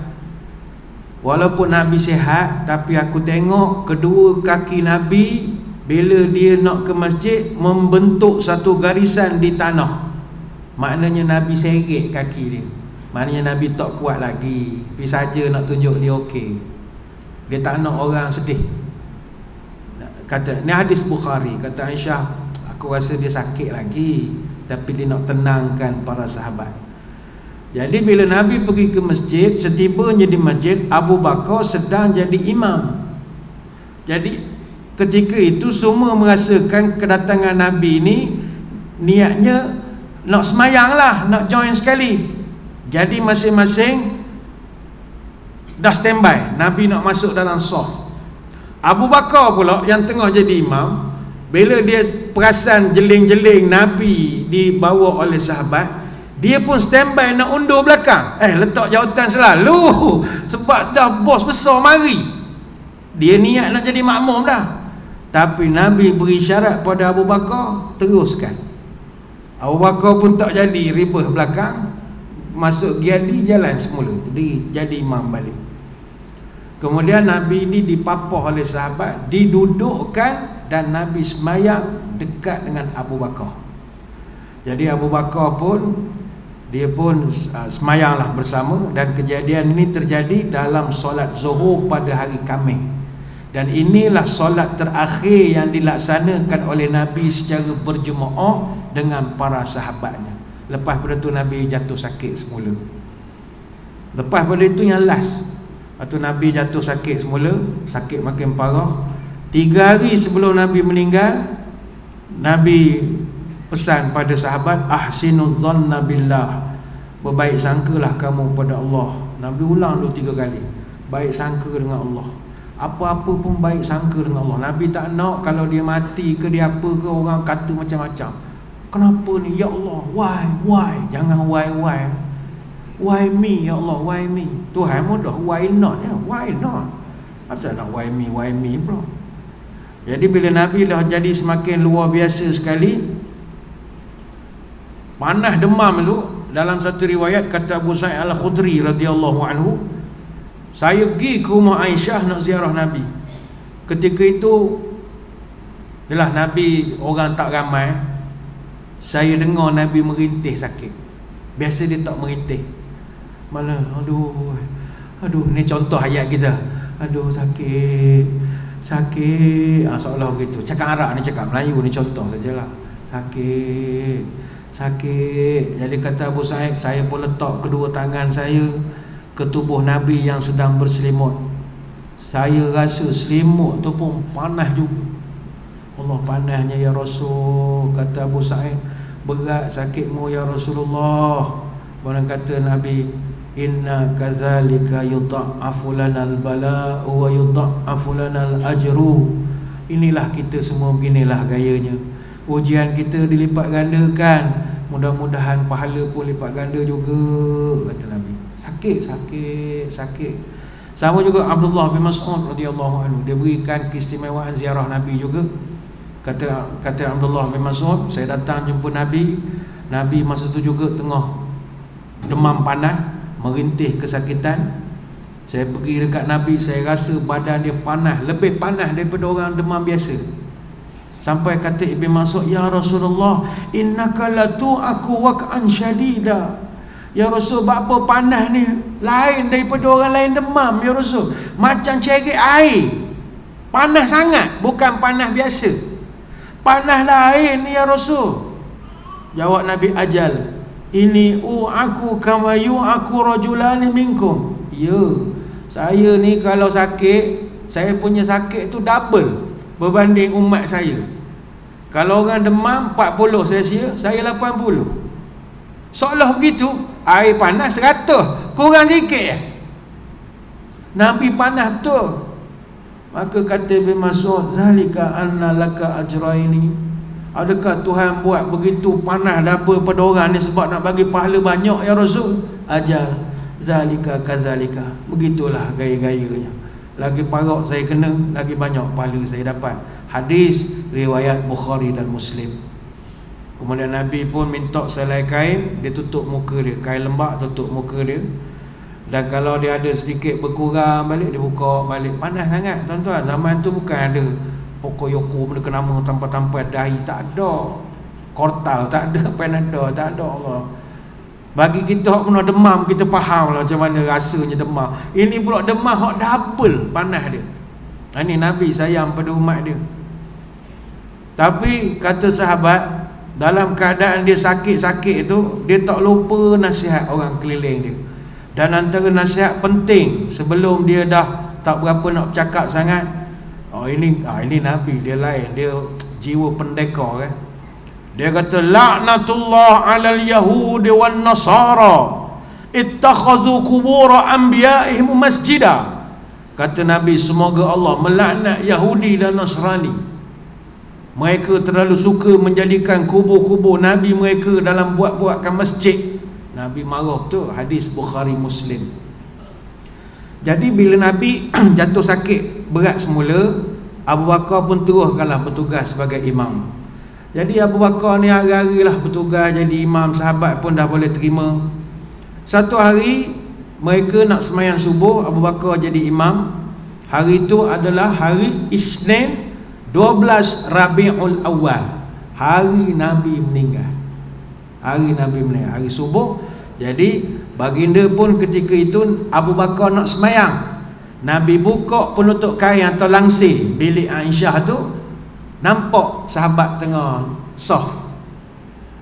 Kata Anas bin Malik radhiyallahu anhu, "Anna Abu Bakrin kana yusalli lahum fi waj'in Nabi allazi tuwfiya fihi."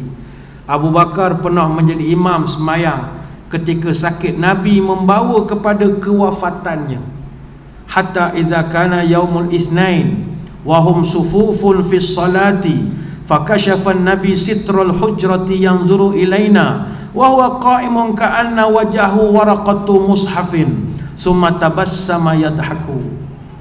Sehinggalah sampai hari Isnin 12 Rabiul Awal, orang sudah berdiri di saf untuk sembahyang. Nabi menyingkap langsir atau tabir kamarnya, memandang kepada sahabat yang sedang berdiri, dan wajah baginda begitu pucat seperti kertas. Pucat macam kertas. Tetapi dalam keadaan itu tabassama yadhak. Dalam keadaan itu Nabi senyum dan Nabi ketawa memandang kami. Fahammamna an naftatinna min farahi bi ru'yatin Nabi. Hampir-hampir para sahabat ketika itu nak mufarakah, keluar dari saf kerana gembiranya melihat wajah Nabi yang begitu ceria. Fanaqasa Abu Bakrin ala aqibaihi liyasil saf wa dhanna anna Nabi kharijun ila salah. Abu Bakar pun bila tengok orang makmum belakang dah macam bercakap-cakap, dia pun macam nak balik ke saf belakang. Kerana kalau boleh biarlah Nabi semayanglah jadi imam. Lama sangat dah dia ganti ni.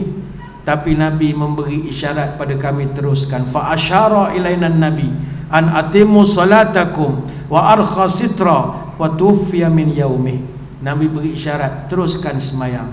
Nabi tutup tabir langsir, dan itulah kali terakhir kami tengok wajah Nabi, dan Nabi wafat pada hari itu juga. Hadis riwayat Bukhari dan Muslim. Jadi tuan-tuan sekalian, itulah dia kesudahan Nabi dengan para sahabat. Sahabat memang sayang sangatlah pada Nabi. Umpama masjid kita ni, Masjid Nabawi, makam Nabi sebelah ini. Jadi masing-masing bila dia nak tunjuk muka. Sebab yang boleh ziarah ke dalam ni sahabat yang senior-senior je. Yang orang biasa, kerja-kerja biasa tak lepas rumah Nabi bukannya besar. Jadi mereka nunggu-nunggulah Nabi buka tingkap ke apa begitu. Dapat tengok Nabi senyum, suka sangat. Sebab itulah sakitnya Nabi SAW ni bukan sakit biasa. Bukan sakit biasa. Sakit tu sampai Nabi pernah pingsan beberapa kali. Ada satu versi riwayat daripada Fatimah radhiyallahu anha. Fatimah kata, saya tengok ayah saya sakit berat. Sampai Fatimah kata, ya Rasul, wahai ayah, berat sungguh sakit ni ya Rasulullah. Tapi apa Nabi beritahu kepada Fatimah? Laisa ala abiki karbun ba'dal yaum. Wahai Fatimah, lepas daripada ni ayah kamu takkan menderita sakit lagi dah. Nangis Fatimah. Kenapa dia nak mati dah? Apa dah mati, dia tak ada dah sakit-sakit ni, usah risau. Nangis lagi Fatimah. Ini hadis riwayat An-Nasai dan juga Ibnu Majah. Sebab itu Nabi kita walaupun dia tengah sakit, dia apa semua, seringkali dia sangat ambil cakna tentang semayang. Oh, itu kita kena ambil pelajaran. Semayang dia dan semayang orang keliling dia. Kata Ali radhiyallahu anhu, kana akhirul kalami Rasulullah sallallahu alaihi wasallam as-salatu as-salatu ittaqullah fima malakat aymanukum. Ucapan Nabi terakhir sebelum dia putus nyawa adalah as-salatu as-salatu, semayang, jaga semayang, takutlah kamu kepada hak-hak hamba sahaya ini. Hadis riwayat Ahmad, Abu Daud dan Ibnu Majah. Dalam riwayat yang lain, sebagaimana kata Anas bin Malik, kanat amatu wasiyati Rasulillah hina hadratuhul wafa wa huwa yugharghiru bi nafsi as-salah wa ma malakat aymanukum. Kata Anas, saya pun mendengar benda yang sama. Ketika Nabi dah sakaratul maut, dia masih lagi pesan, jaga semayang, jaga semayang. Hadis riwayat Ibnu Majah. Begitu juga kata Ummu Salamah, kana min akhiri wasiyati Rasulillah as-salah, as-salah wa ma malakat aymanukum, hatta ja'ala nabiyullah yulajlijuha fi sadrihi wa ma yufisu biha. Dan sesungguhnya wasiat terakhir Nabi menjelang wafat, jagalah semayang, jaga semayang. Dan ada satu riwayat yang menarik juga, ini daripada versi Abdul Rahman bin Abu Bakar radhiyallahu anhu. Cerita menarik juga. Pada hari Isnin pagi itu, lepas yang Nabi buka lansir, Nabi dah tak keluar dah. Abdul Rahman bin Abu Bakar datang rumah Nabi. Datang rumah Nabi. Ketika tu Nabi memang dah sakit teruk, tak mampu lagi nak bercakap. Abdul Rahman bin Abu Bakar, dia bawa siwak, kayu siwak. Jadi Nabi tu dalam keadaan baring, nampak Abdul Rahman. Masa tu Abdul Rahman pula bersandar pada kakaknya Aisyah. Sandar kakak dia, nampak pegang kayu sugi. Kalau kita pakai kayu sugi, kayu siwak. Ketika Nabi tu, Nabi buat isyarat pada Aisyah. Aisyah ni isteri, dia faham isyarat suami dia. Rupanya Aisyah faham Nabi nak bersiwak juga. Dia ternampak yang Abdul Rahman bawa, dia pun nak. Jadi untuk memastikan tekaan dia betul, Aisyah tanya kepada Nabi, akhudhu laka, nak saya ambil ke benda tu? Nabi beri isyarat angkat kepala, rupanya nak. Jadi Aisyah apa? Bawa sini siwak awak tak, dan nak cari kelain lah, ambil bawa sini, potong sikit pun bagi. Bawa pada Nabi, ada sebuah bekas air yang buat daripada kulit. Nabi masukkan tangan ke dalam air yang di hadapan dia, lalu dia pun mengusap ke wajah dia. Kemudian kata Aisyah, dalam dia tak boleh nak bercakap molek tu lagi, sempat lagi dia berdoa, la ilaha illallah, inna lil mauti la sakaratin, Allahumma a'inni ala sakaratikal maut. Tidak ada Tuhan yang berhak disembah melainkan Allah. Ya Allah, kematian tu ada sakaratul maut. Ya Allah, bantulah aku menghadapi sakaratul maut ini. Ya Allah. Nabi doa. Hadis riwayat Bukhari. Aisyah juga dengar Nabi berdoa perlahan-perlahan, ma'allazina an'amallahu alaihim minan nabiyyin wasiddiqin wasyuhada'i wassalihin wa hasuna ulaika rafiqa. Dia membaca sebahagian ayat 69 surah An-Nisa. Ini boleh rujuk dalam Sahih Al-Bukhari, kitab At-Tafsir. Kemudian Aisyah juga, dia dengar Nabi berdoa. Ada beberapa versi lah, yang penting Nabi berdoa, Allahumma gfirli warhamni walhiqni birrafiqil a'la. Wahai Allah, ampunlah dosaku, rahmatilah aku, angkatkanlah aku ke rafiqul a'la, maknanya ke surga yang paling tinggi sekali. Hadis riwayat At-Tirmizi. Dan kata sahabat, Nabi ucapkan doa-doa ini, minta berulang-ulang, rafiqul a'la, rafiqul a'la. Dalam riwayat lain, Nabi angkat kedua tangan, masa ni nak putus nyawa dah. Allahumma rafiqul a'la, ya Allah, masukkanlah aku dalam surga, ya Allah. Nabi terus membaca doa tu sampai rohnya dicabut, sehingga tangan Nabi yang mulia jadi lembik. Itulah kalimat terakhir yang diucapkan oleh baginda Rasulullah sallallahu alaihi wasallam, iaitu Allahumma rafiqal a'la. Ya ummati, ummati tu versi penceramah, tu cerita lain tahu kita bahas. Yang Nabi sebutkan Allahumma ar-rafiqul a'la, ya Allah, masukkanlah aku ke dalam surga. Kata Aisyah radhiyallahu anha, aku menyaksikan saat yang paling menyedihkan ketika itu. Cuma ketika roh Nabi dicabut, aku mencium aroma paling harum yang aku tak pernah cium selama ini. Ini direkodkan dalam Sahih Al-Bukhari, kitab Al-Marda, bab tamanni al-marid al-maut. Jadi berakhirlah riwayat Nabi SAW yang semua cinta kepada baginda Nabi. Sebab itu bagi para sahabat, bila Nabi wafat, mereka tak boleh terima hakikat. Mereka tak boleh terima kenyataan Nabi dah tak ada. Ketika Nabi wafat, heboh huru-hara. Abu Bakar masa Nabi wafat, dia tak ada, dia tidak dekat dengan Nabi, dia ada di rumah. Orang pertama sahabat yang datang, Umar Al-Khattab radhiyallahu anhu. Umar Al-Khattab orang yang paling terkesan sekali dengan berita kewafatan Nabi. Dia berdiri, dia kata mustahil Nabi mati. Demi Allah katanya, Rasulullah tidak wafat. Siapa cakap Nabi wafat, aku tumbuk muka dia. Umar dia garang. Jangan pandai-pandai, aku tumbuk muka dia. Dalam riwayat Imam Ahmad disebutkan Umar Al-Khattab antara orang yang paling tak percaya sekali. Umar kata, "Dak, ini Nabi ni naik macam Nabi Musa naik Sinai je, gunung Tur Sina. Ambil wahyu 40 hari nanti diturunlah. Sabar. Siapa cakap aku tumbuk? Siapa cakap aku tumbuk?" Orang dengan sedih lagi, dengan takut lagi, serba salah. Dalam suasana mencengkam itu, orang pergi cari Abu Bakar. Abu Bakar bila dengar cerita lembek dia, dia datang ke rumah Nabi, terus menengok jenazah Nabi. Dia tengok jenazah Nabi dah ditutup dengan kain. Abu Bakar pun singkap bahagian kain yang tutup wajah Rasulullah. Dia buka je kain, dia menangis. Oh, dia menangis, "Ya Rasulullah." Dia cium kening Nabi. Kata Abu Bakar, "Bi abi anta wa ummi tibta hayyan wa mayyita." Demi Allah ya Rasul, aku kenal engkau daripada hidup sampai mati. Engkau masih hidup wangi, mati pun wangi juga ya Rasulullah. Menangis Abu Bakar. Ni sahabat dia, sekali tidur dalam gua kena pukul macam-macam, menangis dia. Dalam hadis riwayat Bukhari Muslim disebutkan bahawa Abu Bakar lepas cium kening Nabi, Nabi dah sejuk dah masa tu, dia pun menangis. Dia pun mengata, "Bi abi anta ya Nabi Allah, la yajma'ullah alaika mautataini ammal mautatul lati kutibat alaika faqad muttaha."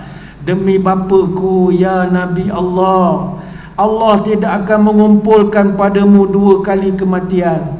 Sekarang kematian yang telah ditetapkan untukmu, inilah kematian yang sebenar. Umar pun keluar jumpa Abu Bakar keluar jumpa dengan Umar Al-Khattab. Abu Bakar kata, "Umar, tenang. Umar masih pertahankan Nabi tak mati. Sekejap itu, macam Isra Mi'raj je, untuk balik lah kan. Sabar." Dia explain kepada Umar tak nak dengar. Umar kata, "Tak, Nabi tak mati. Mana Nabi mati?" Lagi Abu Bakar tengok Umar tak boleh nak makan, tak masuk nasihat. Dia tinggalkan Umar. Abu Bakar tenangkan pula sahabat yang ramai dah kumpul ni. Dalam riwayat menyebut Abu Bakar mula-mula dia mengucap syahadah, asyhadu an la ilaha illallah sampai habis. Kemudian kata Abu Bakar, "Amma ba'du, faman kana minkum ya'budu Muhammadan sallallahu alaihi wasallam, fa inna Muhammadan sallallahu alaihi wasallam qad mata, wa man kana ya'budu Allah fa inna Allah hayyun la yamut. Amma ba'du, ingatlah, siapa menyembah Muhammad dah mati. Siapa sembah Allah maha hidup dan takkan mati sampai bila-bila." Kemudian Abu Bakar membaca ayat, "Innaka mayyitun wa innahum mayyitun." Ingatlah dalam surah Az-Zumar ayat 30 Allah menyebut, "Wahai Muhammad, sesungguhnya engkau akan mati dan mereka pun akan mati." Dan Abu Bakar baca lagi ayat, "Wa ma Muhammadun illa rasulun qad khalat min qabli rusul afa immata aw qutila anqalabtum ala aqabikum." Muhammad itu tidak lain hanyalah seorang rasul, telah berlalu sebelumnya beberapa orang rasul. Apakah kalau Muhammad dah wafat atau dibunuh, kamu nak balik menjadi murtad? Allah kau baca beberapa ayat sampai ayat itu. Dalam satu riwayat disebutkan, "Wallahi laka'anna nas lam yakunu ya'lamuna anna Allah anzala hatta talaha Abu Bakrin radhiyallahu anhu fatalaqaha minhun nas." Demi Allah, semua orang seakan-akan tak perasan dalam Quran ada ayat yang menyebut sesungguhnya Muhammad itu akan mati, mereka juga akan mati. Tapi bila dibaca oleh Abu Bakar, barulah orang perasan, ada ayat tu. Ini hadis riwayat Bukhari. Maka kata Umar Al-Khattab, "Demi Allah, sesungguhnya aku seakan-akan macam tak pernah dengar ayat ni, sampailah aku dengar semula Abu Bakar baca tadi." minta maaf, saya lemas dalam perasaan saya sendiri. Saya tidak kuat berdiri dengan kedua kaki saya.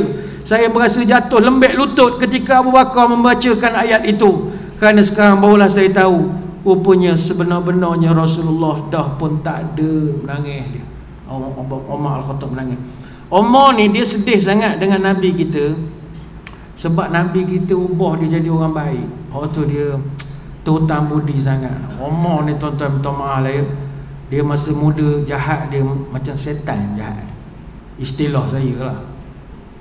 Umar ni panah baran, pukul orang, potong kepala orang.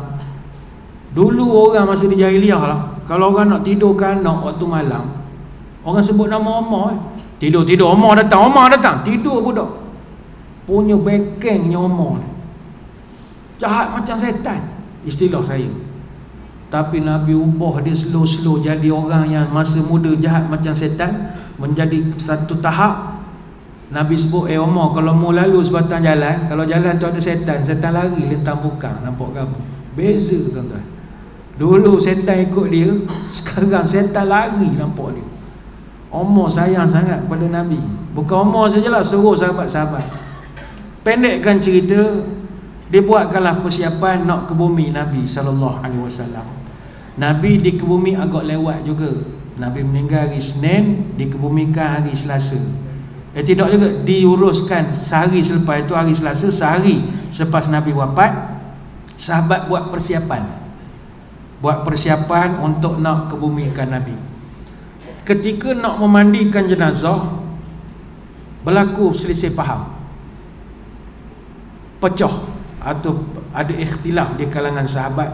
Mereka fikir Nabi ni kita mandikan, dia nak kena bukakan pakaian dia sampai habis ke mana, ataupun nak mandi sekali dengan baju-baju dia.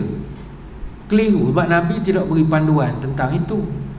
Sebab kata Nabi kan istimewa, takkan nak buka baju tutup kain je pada pusat sampai lutut, tak kena. Biar pakai baju dengan jubah-jubah sekali. Orang ni jadi mesuarat, tubuh jatuh kuasa pula lah. Macam mana nak nyelesai masalah? Akhirnya Ali, dia menantu, banyak orang mesuarat, biar saya urut, dia urut. Dia buat cara dia. Ali bin Abi Talib mandikan jenazah Nabi, dibantu oleh beberapa sahabat. Mereka membasahkan jenazah Nabi dengan lembut tanpa membuka baju. Ali kata, ini saya ijtihad saya, petuah saya, awak lain jangan campur. Saya sepupu dia, saya menantu dia, awak lain dia, saya urutkan. Dia buat begitu. Dan Ali bin Abi Talib, dia dapat kemuliaan menggosok-gosok jenazah Nabi lah, membersih-bersihkan, dibuat dengan lembut. Dan ada riwayat menyebut Ali bercerita, saya telah melihat jenazah Nabi dengan cara sangat detail dan terperinci. Saya tidak dapat apa-apa yang pelik. Jenazah Nabi dalam keadaan baik, sama macam masih dihidup saja. Tak adalah yang pelik-pelik. Cuma kalau catatan dari Syekh Profesor Dr. Sulaiman Ar-Ruhaili, dia menceritakan setelah Nabi dimandikan, jenazah Nabi dikapankan dengan 3 lapis kain yang berwarna putih, dan Nabi tidak dipakaikan serban ataupun baju, tak ada.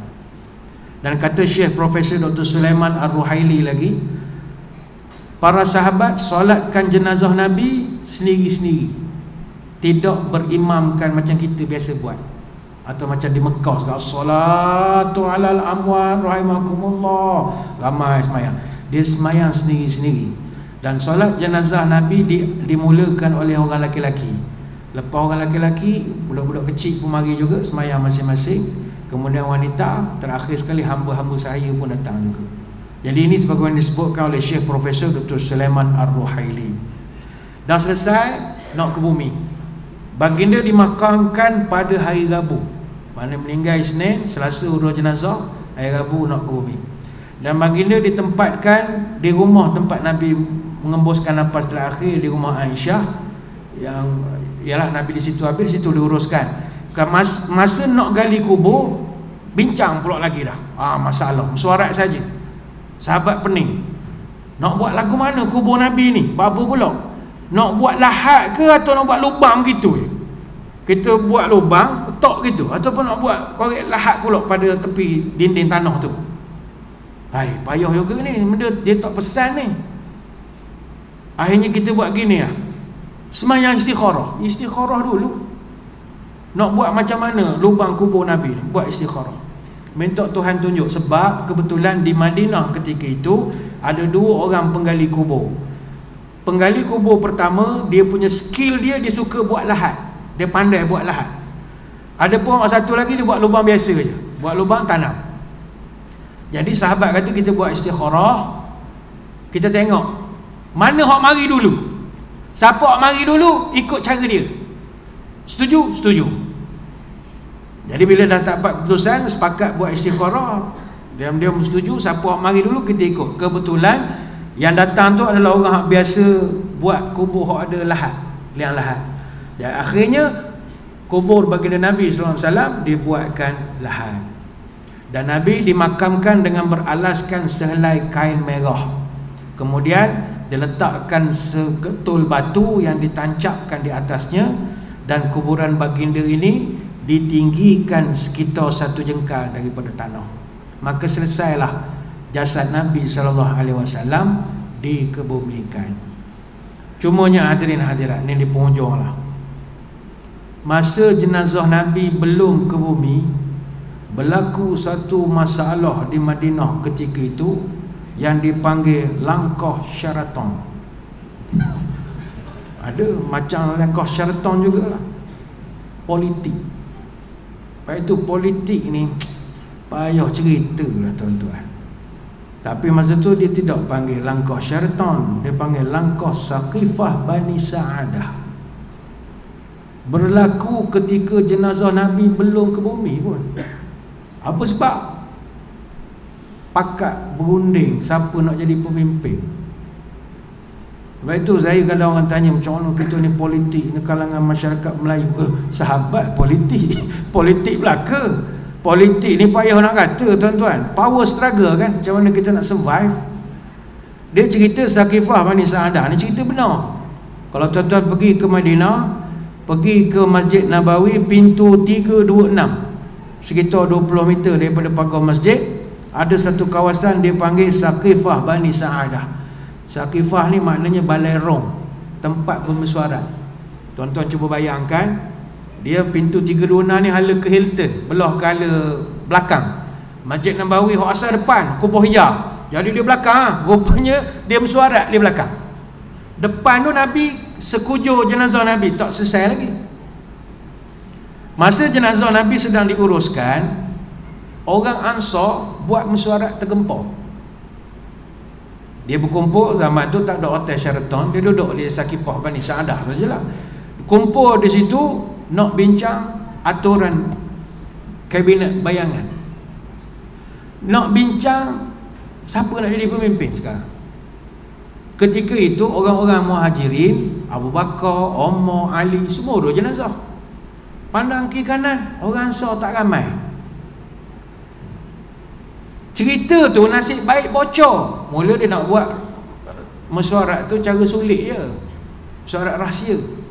Tapi bocor, ada 2 orang telah membocorkan rahsia kepada Abu Bakar. Dia pergi, Abu Bakar tengah nak ngurus jenazah apa semua, dia bisik, tuan ada masalah. Berapa pula orang-orang Madinah, orang Ansar ada mesyuarat pula dah. Mesyuarat apa Nabi mati ni?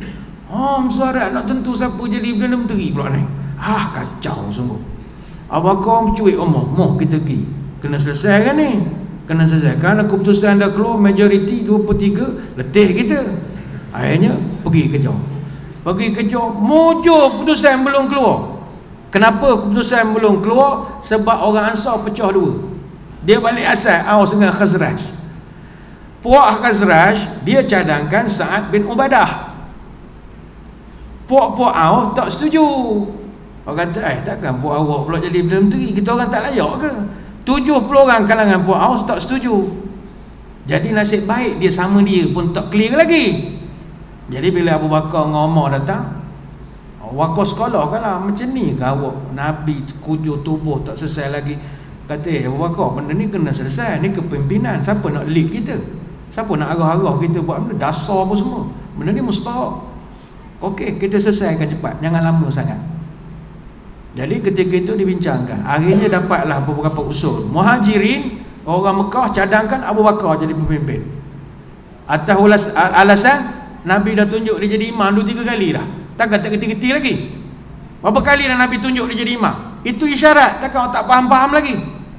Orang Ansar buat bodoh ya. Ansar beri usul lain. Ada pula cadangan, kami cadangkan biar Bani Hashim je. Bani Hashim ni keturunan Nabi. Kita buat sistem ala monarki, sistem beraja sudah. Lepas bapak dia, anak dia, anak dia, cucu dia, cicit lantak, tak ada orang kelahi. Bila ambil lah kemu belaka. Kita pun tak marah. Maknanya lepas Nabi ambil ke Ali. Ali sebab dia tak ada anak lelaki, ambil Ali. Lepas Ali ambil Husain, Hasan, lantaklah siapa bawa. Saya apa, habis. Orang tak marah. Kita ambil Bani Hashim semua. Ada pula cadangan yang Ansar pula, dia cadangan begini. Gini lah, minna amirun wa minkum amirun. Kata Ansar begini, awak orang Mekah pilih pemimpin awak, kami orang Madinah pilih pemimpin kami. Kita bergilir ikut penggal. No, sepenggal kami, sepenggal awak, sepenggal kami, sepenggal awak. Macam ketua Menteri Sabah zaman dulu, bergilir antara parti banyak kan, zaman Tuan Mahathir dulu. Jadi Hubab bin Munzir, dia cadangkan 2 khalifah. Senang, dia kata tak payah kelahi. Awak sepenggal, saya sepenggal, awak sepenggal, saya sepenggal. Jadi kita bagi sama rata. Hubab bin Munzir ni bukan calon orang. Dia yang mencadangkan tukar kemah perang Badar. Nabi ikut cakap dia. Jadi cadangan dia bernas jugalah sebenarnya. Tapi suasana panas. Umar Al-Khattab tak setuju. Mana boleh 2 pemimpin? Minna aminkum, minna amirun wa minkum wuzara. Kata Umar, kata tak. Gini. Saya cadang pemimpin biar kami orang Mekah, tapi exco saya ambil orang Ansar. Semua jawatan exco, menteri besar saya nak orang Mekah. Exco kanan, kiri, atas, bawah, timbalan, semua saya ambil orang Ansar. Setuju? Semua akhirnya bincang. Akhirnya Omar berjaya convince. He got numbers, legitimate. He got numbers. Jadi masing-masing setuju, kita lantik Abu Bakar. Setuju, sign SD belaka. Tiba-tiba kacau, Abu Bakar tak nak pula. Kacau sungguh. Orang dah lobby bagi nak gerak, dia pula tak nak. Abu Bakar kata, aku ni tak sesuai jadi pemimpin, jadi imam pun aku debau. Baru-baru ni jadi imam aku debau. Nak jadi pemimpin tak layak. Aku kalau tanya, dia kata Abu Bakar, aku suka 2 orang ni jadi pemimpin. Pertama, Omar. Orang takut. Cakap orang dengar. Aku cakap orang tak dengar. Omar. Kalau tak ada Omar pun, Abu Ubaidah Al-Jarrah. Itu aku setuju cara dia. Dia ada karisma. Omar jawab, wahai Abu Bakar, bagaimana mungkin aku menjadi pemimpin umat yang dalam umat itu tak dapat engkau, wahai Abu Bakar. Engkau ni teman Nabi hijrah, tidur dalam gua dengan dia, jalan waktu malam dengan dia, banyak rahsia Nabi engkau tahu. Segan aku nak pimpin orang macam ni, wahai Abu Bakar. Umar kata, sudah Abu Bakar, peduli lah nak ke tak nak. Dia angkat tangan Abu Bakar, macam saya SD jugalah, angkat tangan. Setuju. Orang bila Umar kata begitu, setuju. Semua angkat tangan, setuju jugalah. Tiba ada pula perkara berbangkit. Apakah perkara bangkit? Kalau tuan-tuan perasan daripada cerita ni tadi, Ali dan keluarga Nabi tak dijemput untuk berunding. Mana ada nama Sayyidina Ali? Kenapa Ali tak datang? Tadi kan kita cerita siapa mandikan jenazah Nabi? Ali radhiyallahu anhu. Masa mandi-mandi tu dalam suara. Jadi Ali tak dijemput. Jadi kalau ada orang Syiah dalam masjid ini, kita nak terangkan, bukan tak dijemput, Ali sibuk. Ali sibuk. Dia menantu, kata kita nak kacau, kita ni nak bersorak bahagian ni. Dia takkan nak ajak dia, putu dia kan. Bagaimana kan orang ramai mandi buat apa? Agak ni bukan membela mana-mana, tidak. Bukan tak nak ajak Ali tu, bukan nak sengaja ketepikan dia dari politik, tidak. Dia menantu. Dia tengah uruskan jenazah. Tapi orang Syiah dia kata, memang Ali tak dijemput. Sebab itu Ali bila Abu Bakar jadi khalifah, dia tak bai'ah pun Abu Bakar. Dia hanya bai'ah Abu Bakar 6 bulan selepas pelantikan.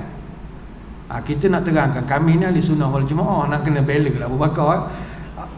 Abu Bakar dibai'ah oleh Ali 6 bulan selepas itu sebab Ali sibuk jaga Fatimah sakit. Tadi kita sebut Fatimah meninggal lepas Nabi wafat 6 bulan.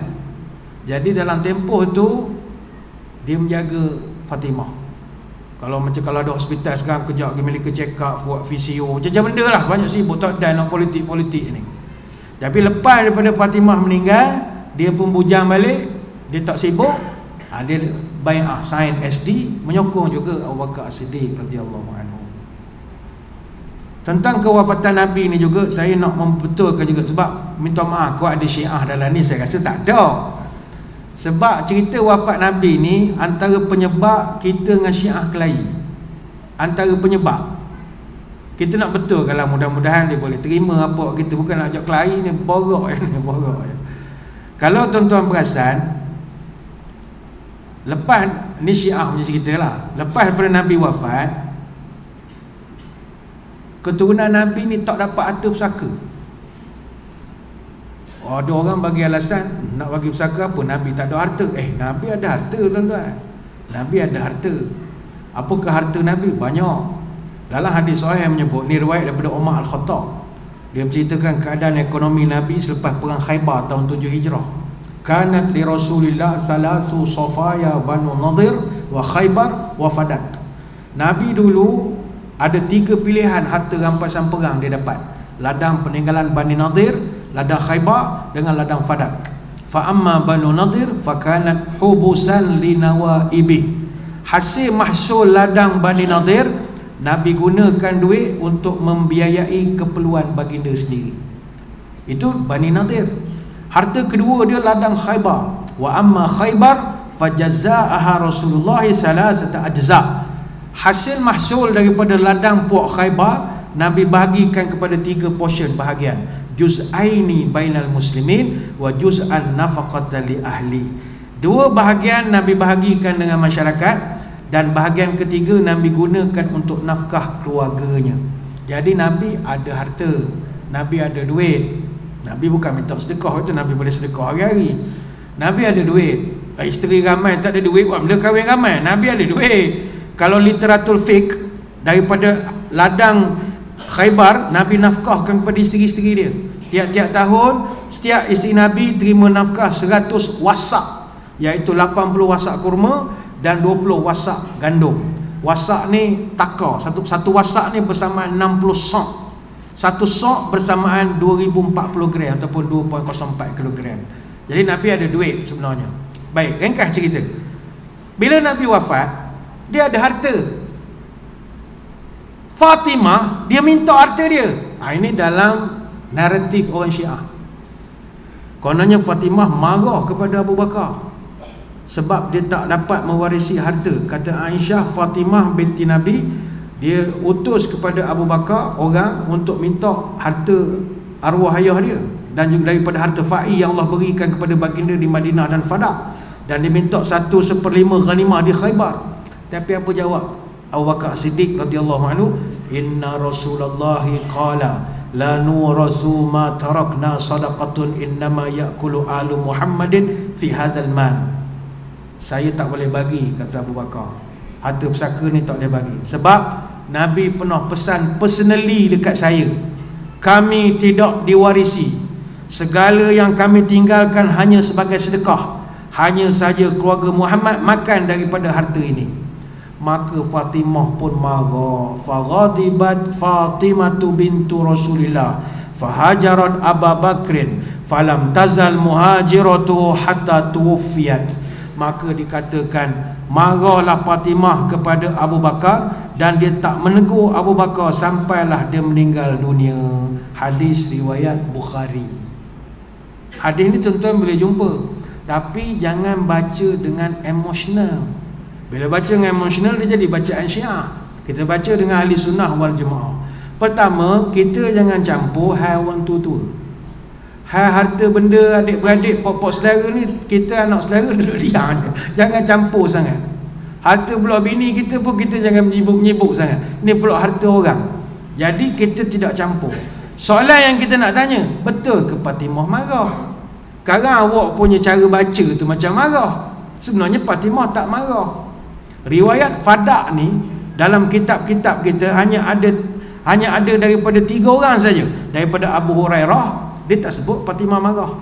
Daripada Abu Tufail, dia tak sebut Fatimah marah. Daripada Aisyah, tak semua riwayatnya sebut marah. Jadi kalau kita perhatikan, tambahan Fatimah marah itu hanya ada dalam riwayat Zuhri saja. Itu pun bukan semua. Jadi perkara ini kita panggil waham perawi. Jadi tuan-tuan yang ahli sunnah wal jemaah, kalau terbaca sejarah Syiah, memang kita jadi marah lah ke Abu Bakar. Jangan marah. Sabar. Benda tu dia dah kautim lah. Nak bincang lah. Sebagai kesimpulan, apa pelajaran penting daripada cerita kewafatan Nabi? Saya kata satu sajalah kesimpulannya. Pelajaran pentingnya adalah setiap daripada kita mesti mengambil pelajaran bahawa Nabi SAW ni Khalilullah, kekasih Allah. Tapi walaupun dia kekasih Allah, dia tetap mati. Jadi pelajaran untuk kita, kalau ada orang kata hantuah masih hidup, taubat nasuha lah. Apa benda lah korang ni. Orang lain semangat kemelayuan juga, tapi tak ada lah kata hantuah tak mati-mati, melampau betul. Hantuah muncul di Kemamai lah, muncul lah. Ilah, apa masalah ke korang ni? Orang lain pun sayang sejarah Melayu, jangan mengada-ngada sangat. La ilaha illallah. Hantuah kalau tak mati, Nabi mati. Panglima ni tak mati, panglima apa benda lah korang ni. Ini bukan marah, nasihat. Nabi itu kekasih Allah.